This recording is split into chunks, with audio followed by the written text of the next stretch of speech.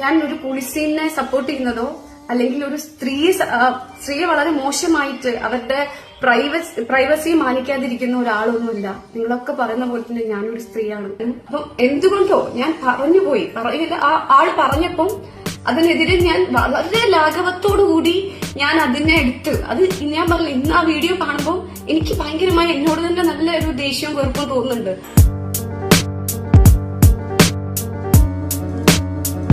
നമ്മുടെ മമ്മു ഇന്റർവ്യൂയുടെ രണ്ടാമത്തെ എപ്പിസോഡാട്ടോ നമ്മൾ ചെയ്യുന്നത്. അതായത് രണ്ട് തരത്തിലുള്ള കരച്ചിൽ വന്നിട്ടുണ്ട്. ഒന്ന് മമ്മുവിൻ്റെ കരച്ചിൽ. മമ്മു പറഞ്ഞത് തെറ്റ് സംഭവിച്ചു പോയി, അല്ലെങ്കിൽ ഞാൻ തെറ്റ് ചെയ്തു പോയി എന്നല്ല, മമ്മു പറഞ്ഞത് എന്നെ ഗ്യാങ്ങെന്ന് പുറത്താക്കരുത് എന്നുള്ള രീതിയിലുള്ള ഒരു കരച്ചിലാണ് നമ്മൾ കണ്ടത്.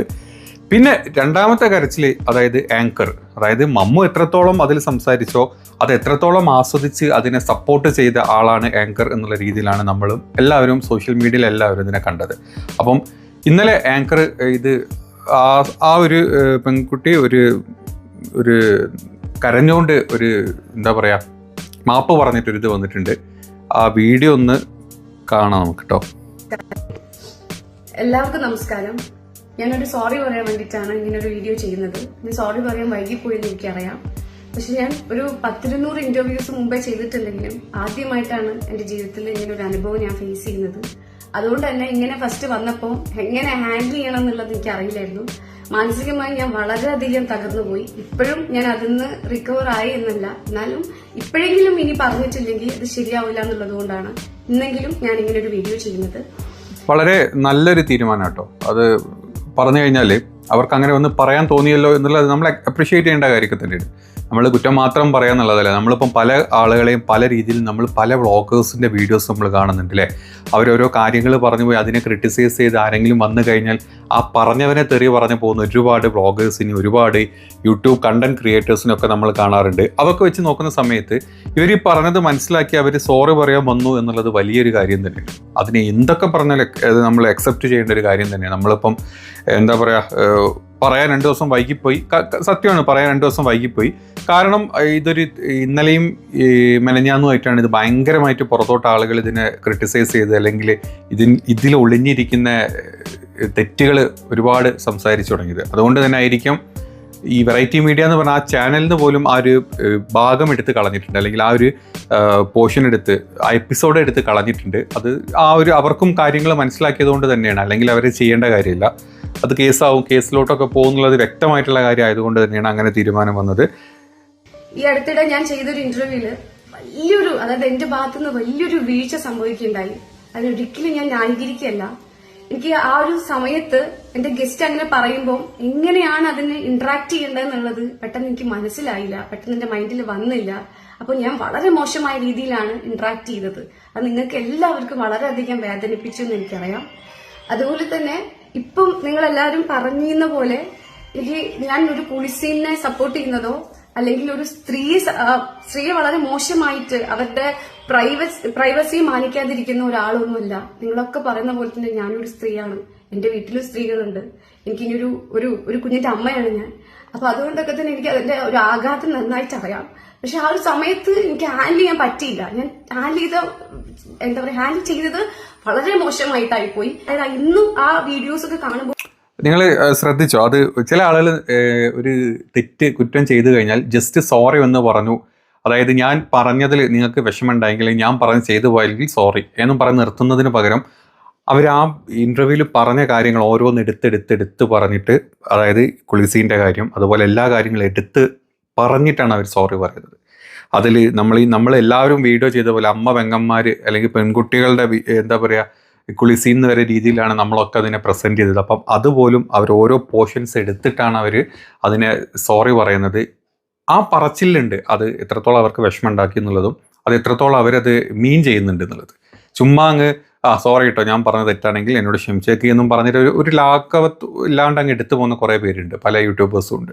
അപ്പം അതിന് വ്യക്തമായിട്ടുള്ള രീതിയിൽ ഒരു സോറി കേട്ടതിൽ ഭയങ്കര സന്തോഷമുണ്ട് കേട്ടോ. അവർ അത്രയും ക്ലാരിറ്റിയോട് കൂടി ഇത് പറഞ്ഞു. എന്നോട് തന്നെ തോന്നാറുണ്ട്, എനിക്ക് തോന്നുന്നുണ്ട് ഞാൻ എന്താ പറഞ്ഞെന്നുള്ളത്. പക്ഷെ എന്തുകൊണ്ടോ എനിക്ക് ആ ടൈമിൽ അതിനെതിരെ വേറെ ഒന്നും പറയാൻ വേണ്ടി പറ്റിയില്ല. ഒരു സിറ്റുവേഷൻ ആണല്ലോ. അപ്പൊ എന്റെ സിറ്റുവേഷൻ വളരെ മോശമായി പോയി. ഞാൻ അങ്ങനെ ചെയ്തത് വളരെ മോശമായി പോയി. അപ്പൊ നിങ്ങൾ എല്ലാവരും ആത്മാർത്ഥമായിട്ട് ഞാൻ നിങ്ങളടുത്ത് എല്ലാവരുടെ അടുത്തും മാപ്പ് ചോദിക്കുകയാണ്. എനിക്ക് നിങ്ങൾ തന്ന സപ്പോർട്ട് വളരെ വലുതായിരുന്നു. ഞാൻ ഒരിക്കലും പ്രതീക്ഷിക്കാത്ത അത്രയും വിധം സപ്പോർട്ടെല്ലാം എനിക്ക് തന്നിട്ടുണ്ട്. ഇന്റർവ്യൂസ് ഇഷ്ടപ്പെട്ടവരുടെ കമന്റ്സ് ആണ് എന്നെ ഭയങ്കരമായിട്ട് വേദനിപ്പിക്കുന്നത്. കാര്യം എന്റെ ഭാഗത്ത് നിന്ന് ഇങ്ങനെ ഒരു വീഴ്ച വരുമെന്ന്, അല്ലെങ്കിൽ എന്റെ ഭാഗത്ത് നിന്ന് ഇങ്ങനെ ഒരു സംസാരം വരുമെന്ന് അവർ തീരെ പ്രതീക്ഷിച്ചിട്ടുണ്ടായിരുന്നു. അപ്പം എന്തുകൊണ്ടോ ഞാൻ പറഞ്ഞുപോയി. ആൾ പറഞ്ഞപ്പം അതിനെതിരെ ഞാൻ വളരെ ലാഘവത്തോടുകൂടി ഞാൻ അതിനെ എടുത്ത് അത് ഞാൻ പറഞ്ഞില്ല. ഇന്ന് ആ വീഡിയോ കാണുമ്പോൾ എനിക്ക് ഭയങ്കരമായി എന്നോട് തന്നെ നല്ല ഒരു ദേഷ്യവും വെറുപ്പും തോന്നുന്നുണ്ട്. അപ്പൊ നിങ്ങൾക്ക് തോന്നിയവരോടൊന്നും എനിക്കൊരു പരാതി ഇല്ല, ഒരു ഇതുമില്ല, സങ്കടമല്ലാതെ വേറെ ഒന്നും എനിക്കില്ല. അപ്പം ഇനിയുള്ള വീഡിയോസിൽ ഞാൻ മാക്സിമം എന്റെ ഭാഗത്തുനിന്ന് ഒരു തെറ്റ് വരാത്ത രീതിയിൽ ഞാൻ ശ്രമിക്കുന്നതായിരിക്കും. ഇനി ഇങ്ങനത്തെ ഒരു ലൈഫിൽ ഒരിക്കലും ഇങ്ങനെ ഒരു മിസ്റ്റേക്ക് വരരുത് എന്ന് ഞാൻ ആഗ്രഹിക്കുന്നുണ്ട്. എനിക്ക് ഒരിക്കൽ കൂടി ഒരു കാര്യമേ പറയാനുള്ളൂ, ഞാൻ ഒരിക്കലും അങ്ങനെ ഒരു സ്ത്രീയല്ല. ആരെയും മാനിക്കാത്തതോ അല്ലെങ്കിൽ മറ്റുള്ളവരുടെ പ്രൈവസിയെ ബഹുമാനിക്കാത്തതോ ആയിട്ടുള്ള ഒരു സ്ത്രീയൊന്നും അല്ല ഞാൻ. എനിക്ക് എനിക്ക് ഭയങ്കര പ്രശ്നമാണ്. അതായത് എനിക്ക് എന്റേതായിട്ടൊരു സ്റ്റൈൽ തന്നെ ഞാൻ കീപ്പ് ചെയ്യാറുണ്ട്. അതന്നെ ഞാൻ അതിനോടൊക്കെ കൂടുതൽ ഞാൻ ഇമ്പോർട്ടൻസ് കൊടുക്കുന്നതുകൊണ്ടാണ്. അപ്പം ഒരു ആരും വേദനിപ്പിക്കണമെന്ന് ഞാൻ കരുതിയിട്ടില്ല. അപ്പൊ ഞാൻ ആത്മാർത്ഥമായിട്ട് ഞാൻ സോറി പറയാണ്. എന്തെങ്കിലും നിങ്ങൾക്ക് എന്തെങ്കിലും ബുദ്ധിമുട്ട് വന്നിട്ടുണ്ടെങ്കിൽ, നിങ്ങൾക്ക് എന്റെ ആ ഒരു ഇന്ററാക്ഷനിൽ നിങ്ങൾക്ക് എന്തെങ്കിലും ഒരു ബുദ്ധിമുട്ട് വന്നിട്ടുണ്ടെങ്കിൽ എന്നോട് ആത്മാർത്ഥമായിട്ട് നിങ്ങൾ ക്ഷമിക്കണം. സോറി. അപ്പോൾ നിങ്ങൾ കേട്ടല്ലോ, ഇത്രയും ഒരു 3-4 മിനിറ്റോളം അവർ അതിനെപ്പറ്റി സംസാരിച്ച് അതിലോരോ കാര്യങ്ങൾ സംസാരിച്ചിട്ട് തന്നെയാണ് സോറി പറയുന്നത്. തീർച്ചയായിട്ടും അത് അക്സെപ്റ്റ് ചെയ്യേണ്ട ഒരു കാര്യം തന്നെയാണ്. ഇപ്പം നമ്മൾ കഴിഞ്ഞ ദിവസം മൃണാളിൻ്റെ ഒക്കെ വീഡിയോ ചെയ്തിരുന്നു അല്ലേ? മൃണാളിൻ്റെ ഫുഡിനെ കുറ്റം പറഞ്ഞ ആളുകളെ മൃണാൾ പുച്ഛിച്ച് വീഡിയോസ് ചെയ്യുന്നതും തിരിച്ച് ഭയങ്കര മോശമായിട്ടുള്ള രീതിയിലുള്ള റെസ്പോൺസ് കൊടുക്കുന്നതൊക്കെ നമ്മൾ വീണ്ടും അതിനെ പറഞ്ഞു. പക്ഷേ ഇവിടെ ഒരു തെറ്റ് വന്നു, അല്ലെങ്കിൽ അത്രയും ഒരു കാര്യം ചെയ്തതിൽ ഇത്രയും ക്ലാരിറ്റിയോട് കൂടി അതിനെപ്പറ്റി തുറന്ന് സംസാരിക്കുക എന്നുള്ളത് വലിയൊരു കാര്യം തന്നെയാണ്. ഇതേ സ്ഥാനത്ത് നമ്മൾ തൊപ്പിയുടെ ഇത് കണ്ടു.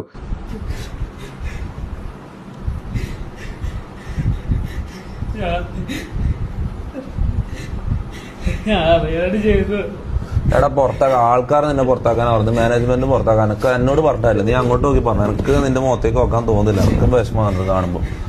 നീ അങ്ങോട്ട് നോക്കി പറഞ്ഞു.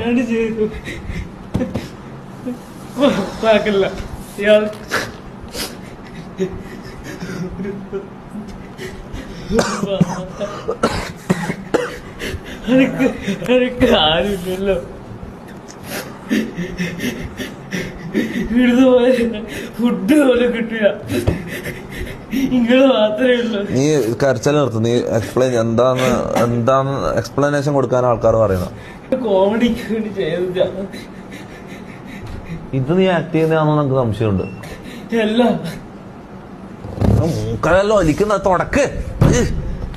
തൊപ്പിയുടെ ലൈവിൽ മാമുവിനെ പുറത്താക്കണം, അല്ലെങ്കിൽ അവരുടെ ഗ്യാങ്ങിൻ്റെ പേര് മാറ്റുന്നു, ഗ്യാങ്ങിൽ മാമുവിനെ പുറത്താക്കണം എന്നുള്ള തീരുമാനങ്ങൾ വരുന്നു. അതിൽ ഇത്രയും പെർസെൻറ്റേജ് ആളുകൾ വോട്ട് ചെയ്യുന്നു. 48% എന്തോ വോട്ട് വേണ്ട എന്നുള്ളവരും 52% വേണം എന്നുള്ളതും ഒക്കെ അങ്ങനെ എന്തൊക്കെ ഒരു പെർസെൻറ്റേജ് കണ്ടു. അത് എനിക്കൊരു ഡ്രാമ പോലെ ഭയങ്കരമായിട്ട് ഫീൽ ചെയ്തു. എന്താ ഇപ്പം ഒരു മാമു അതിൽ നിന്ന് മാറി നിന്നാലും അവർക്ക് വലിയ കുഴപ്പമൊന്നുമില്ല. പക്ഷെ ഇന്നലെ പോയ ഒരു സ്ട്രീമിൽ എത്ര വ്യൂസ് കയറി എന്നുള്ളതാണ് നമ്മൾ ചിന്തിക്കേണ്ടത്. ഇനി ഇതേ പേരിൽ അവർ ചർച്ച വന്നുകൊണ്ടെന്ന് കഴിഞ്ഞാൽ അവരുടെ സ്ട്രീമിങ്ങിന് ഭയങ്കരമായിട്ട് റീച്ച് കൂടും, അതല്ലെങ്കിൽ കൂടുതൽ ആളുകൾ കാണും, കൂടുതൽ കാശ് കിട്ടും. അതുകൊണ്ട് മാമുവിനെ 6 മാസം സസ്പെൻഡ് ചെയ്തതുകൊണ്ടൊക്കെ അല്ലെങ്കിൽ എന്താവും എന്നുള്ളതൊന്നുമില്ല. മാമുവിനൊന്നും സംഭവിക്കാനും പോകുന്നില്ല, അത് വേറെ കാര്യം. പക്ഷേ മാമു മനസ്സിലാക്കേണ്ട ഒരു കാര്യമുണ്ട്. മാമുവിൻ്റെ പ്രായവും കാര്യങ്ങളൊക്കെ വെച്ചിട്ട് മാമുവിൻ്റെ വീടിൻ്റെ അടുത്തുള്ള ആൾക്കാരുടെ മനസ്സിലെ ടെൻഷൻ എത്രത്തോളം ആയിരിക്കും എന്നുള്ളത് ചിന്തിക്കേണ്ട കാര്യമായിട്ട്. അവൻ പണ്ട് പോയതും പണ്ട് വന്നതും പണ്ട് നടന്നു പോയ വഴികളും അവൻ്റെ വീടിൻ്റെ അടുത്തുള്ള ഓടിട്ട വീടുകളിലും ഉള്ള ആളുകളും അവിടുത്തെ പെൺകുട്ടികളും അമ്മമാരും പെങ്ങന്മാരും ഒക്കെ ഇപ്പം എത്രത്തോളം ടെൻഷനിൽ അല്ലെങ്കിൽ ഉള്ളിൽ വല്ലാത്തൊരു ഫീലായിരിക്കും അവരൊക്കെ നിൽക്കുന്നത് എന്നുള്ളതാണ് മറ്റൊരു വേദനയുള്ളൊരു വിഷമമുള്ളൊരു കാര്യം എന്ന് പറയുന്നത്. നമ്മൾ തമാശയല്ല കേട്ടോ, അത് ഭയങ്കര ബുദ്ധിമുട്ടുള്ള കാര്യം തന്നെയാണ് നമ്മൾ ചിന്തിച്ച് കഴിഞ്ഞാൽ.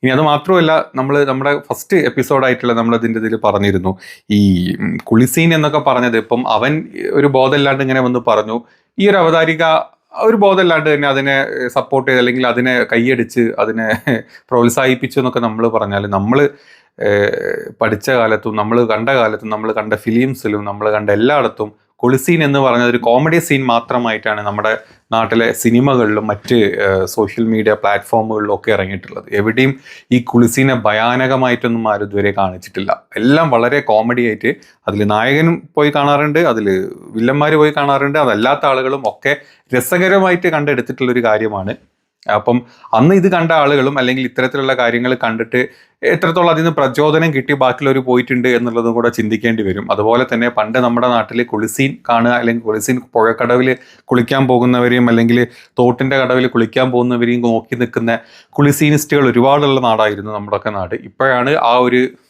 കൾച്ചർ മാറി. ഈ തോട്ടിലും പുഴയിലോ കുളിക്കാൻ പോകുന്ന കൾച്ചർ മാറിയത് കൊണ്ടാണ് ഇപ്പം അത്തരത്തിലുള്ള കുളിസീൻ അമ്മാവന്മാരും അല്ലെങ്കിൽ കുളിസീൻ ബാക്കിയുള്ള ആളുകളെ ഒന്നും ഇപ്പം നാട്ടിൽ കാണാത്തത്. അതുകൊണ്ട് ഇതിനെ നമ്മൾ ഒരു കണ്ണടച്ച് നമ്മൾ ആക്ഷേപിക്കുമ്പം ഈ പറയുന്നവർ പലരും അല്ലെങ്കിൽ ഇത് കേട്ടിട്ട് ഇതിനെ കുറ്റം പറയുന്ന പല ആളുകളും ചിലപ്പം പണ്ട് കുളിസീൻ കണ്ട ആളുകളൊക്കെ ആയിരിക്കും. അവരുടെ കാലഘട്ടങ്ങളിൽ കുളിസീൻ കണ്ട് ആളുകളൊക്കെ തന്നെ ആയിരിക്കും.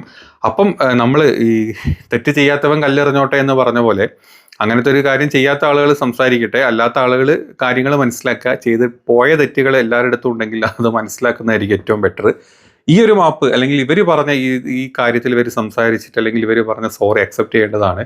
ഇനിയിപ്പോൾ ഇതിലും പല ആളുകളും പലതും കണ്ടുപിടിച്ച് വരുമായിരിക്കും. അതല്ലെങ്കിൽ ഇവരുടെ സോറിയിലുള്ള എത്രത്തോളം ആത്മാർത്ഥത ഉണ്ട് അല്ലെങ്കിൽ ആത്മാർത്ഥത കുറവുണ്ടോ കൂടുതലുണ്ടോ എന്നൊക്കെ പലരും പല രീതിയിലും സംസാരിക്കും. നമ്മുടെ പോയിന്റ് ഓഫ് വ്യൂ ആണ് നമ്മൾ ഈ പറയുന്നത്. ഇനി കാണാം ഇനിയിപ്പോൾ ഇതിൻ്റെ കോലാഹലങ്ങളായിട്ട് തൊപ്പി ഗ്യാങ്ങിൽ എന്ത് സംഭവിക്കുന്നു, അല്ലെങ്കിൽ ഇവരുടെ ഒരു പ്രൊഫഷനാണ് ഈ ആങ്കറിങ്, അതിനെ എത്രത്തോളം ഇത് എഫക്റ്റ് ചെയ്യും, അല്ലെങ്കിൽ വെറൈറ്റി മീഡിയ എന്ന് പറഞ്ഞ ചാനലിനത് ഏത് രീതിയിൽ എഫക്റ്റ് ചെയ്യും, ഇവർക്ക് ഇനിയൊരു ഇത് കിട്ടുമോ അല്ലെങ്കിൽ മറ്റു രീതിയിലെ കരിയർ ഇവരെങ്ങനെ ബിൽഡ് ചെയ്യും ഒക്കെ നമ്മൾ ചിന്തിക്കേണ്ട കാര്യമാണ്. ഇതിൽ ഒരുപാട് കാര്യങ്ങൾ കണക്ട് ചെയ്തിരിക്കുന്നുണ്ട്. അപ്പോൾ അതെല്ലാം കൂടെ ഉള്ള പുതിയ അപ്ഡേറ്റുകൾ നമ്മൾ വരും ദിവസങ്ങളിൽ നമുക്ക് കാണാൻ പറ്റും. ഒരു വൺ വീക്കിൻ്റെ ഉള്ളിൽ ഇത് പോയി അടുത്ത പ്രശ്നങ്ങൾ അല്ലെങ്കിൽ അടുത്ത വിവാദങ്ങൾ നമ്മുടെ നാട്ടിലോട്ട് വരും.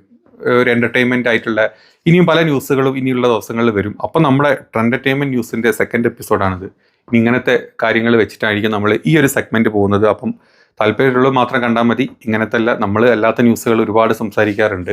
അപ്പോൾ ആ ന്യൂസുകൾ താല്പര്യമുള്ളത് കാണുക, ഇത് താല്പര്യമുള്ളവർ ഇതും കാണുക. രണ്ടും ഒരേ ഇതിൽ വെച്ചിട്ട് തന്നെ നമുക്ക് മുന്നോട്ട് പോകാം എന്നുള്ളതായിരിക്കും. പിന്നെ ഒരു ചാനലും കൂടെ നമ്മൾ സ്റ്റാർട്ട് ചെയ്തിട്ടുണ്ട്. കാരണം നമ്മുടെ ചാനലിൽ ഒരുപാട് ആളുകൾ ഇങ്ങനെയെങ്കിലും ചാനൽ പൂട്ടിക്കെട്ടാൻ നിങ്ങൾക്കറിയാം നമ്മൾ എതിരെ നിൽക്കുന്ന ആളുകൾ ആരൊക്കെയാണെന്നുള്ളത്. അങ്ങനത്തെ ആളുകൾ എല്ലാ രീതിയിലുള്ള പരിശ്രമങ്ങളും ചെയ്യുന്നുണ്ട് എന്നുള്ളത് പല രീതിയിലും നമുക്ക് മനസ്സിലാക്കാൻ പറ്റുന്നുണ്ട് ചാനലിന്. അപ്പം മാക്സിമം കണ്ടിഷ്ടപ്പെടുന്ന ആളുകൾ അത് ലൈക്ക് ചെയ്യുക, അതുപോലെ തന്നെ ഷെയറും കമൻറ്റും ഒക്കെ മാക്സിമം ചെയ്യുക. അതുപോലെ നമ്മളൊരു സെക്കൻഡ് ചാനൽ സ്റ്റാർട്ട് ചെയ്തിട്ടുണ്ട്. ഇതേ പേര് തന്നെ ട്രെൻഡ് മോജോ 2.0 എന്നും പറഞ്ഞിട്ടൊരു ചാനലും കൂടെ ഉണ്ട്. സെയിം പേര് തന്നെ ട്രെൻഡ് മോജോ 2.0. അപ്പോൾ അതൊന്ന് സബ്സ്ക്രൈബ് ചെയ്ത് വെക്കണം. നമ്മൾ ചെറിയ ചെറിയ വീഡിയോസ് അതിലിട്ട് തുടങ്ങും. എപ്പോഴെങ്കിലും ഇതിന് പണി കിട്ടിക്കഴിഞ്ഞാൽ നമുക്ക് അതൊരു സ്ട്രോങ് ബേസ് ആക്കി കൊണ്ടുവരേണ്ട അത്യാവശ്യമുണ്ട്. അതുകൊണ്ട് അതിനെ കൂടെ ഒന്ന് സപ്പോർട്ട് ചെയ്ത് മുന്നോട്ട് പോവാം.